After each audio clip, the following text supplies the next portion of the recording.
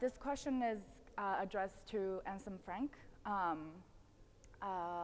After working through the exhibition for a little bit, I realized this exhibition, the whole Earth Catalog, the disappearance of the outside, is a very historical sort of an analysis of the phenomenon in California. The countercultural, the ecological thinking, and as the nature of the exhibition, I feel there are a lot of archival materials and information and texts that needs to be very important aspect of the exhibition in order to understand the context.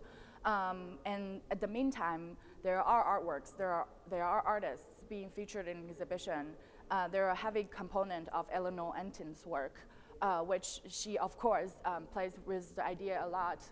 But I guess my question is, how do you see the relationship between the artwork that being embedded among these piles of archive materials with the context of the exhibition, and also with the heavily, I would say, pedagogical information that is in the exhibition? Does artwork being in the process has been reduced into like a pure image which has information embedded in it, and the information is having connection with the rest of the material?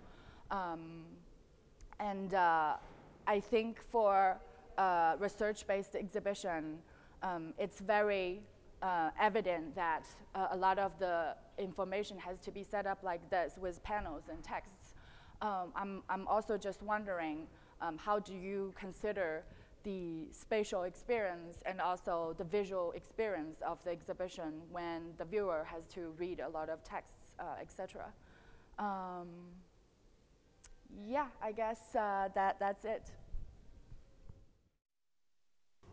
Okay, the relation between the archival material and the artwork, you could start by clearly distinguishing two modes of display, two systems of display. One is the commercial fair system on which these boards and monitors and also some works of art are displayed, and the other is a hanging system which has different connotations. The connotations of the fair system are that it reminds slightly of kind of Buckminster Fullerian utopian light transportable architectures that have now become sort of commercial systems. Also global standard is in there, no? Like becoming a global standard as a kind of narrative component of what it means to universalize a thought, but also a technology, a practice. The art system that is hanging is having a different connotation. That's more reminiscent of the Family of Man exhibition display, which is a different moment of universalizing, but also a different moment of or unframing.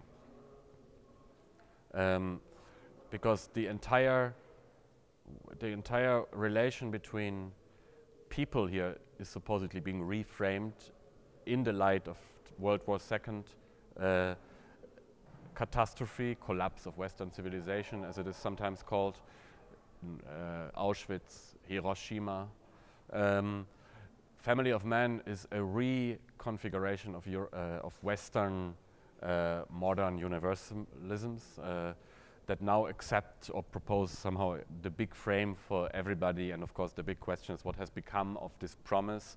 It's an exhibition that has also been highly criticized for its implicit judgments and framing conditions, and in that sense it carries already the same problematics as the blue marble image in a way, which is meant to be an image for everybody, but at the same time, and an image without frame at the same time tends to obscure the very privileged position from which it is taken, and that it of course is a framing condition, and it matters.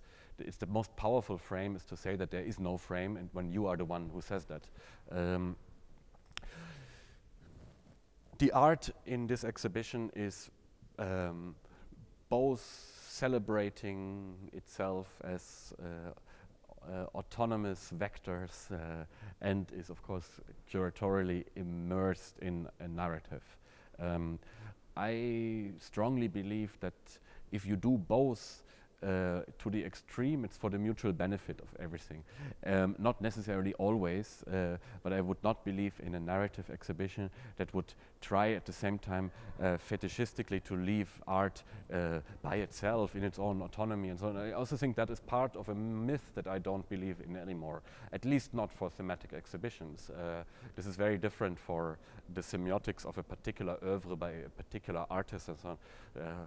Where on other registers I would completely accept that, but here there's the main focus is cultural imaginary, cultural narration, history, in which the art can play very, very different roles. Sometimes it is exactly what I just said, like an autonomous breakthrough, you know, or you could see that in art, that art participates in a trend, in a drift, is afflicted, is infected, is pushing a certain idea, plays the avant-garde role, or it's just redoing what's been done all the time, drawing circles, for example, becoming esoteric, embracing the psychedelic, all these things, where, yes, also sometimes art here is an utter symptom, and that's certainly also a good challenge, as long as the implications of that are treated in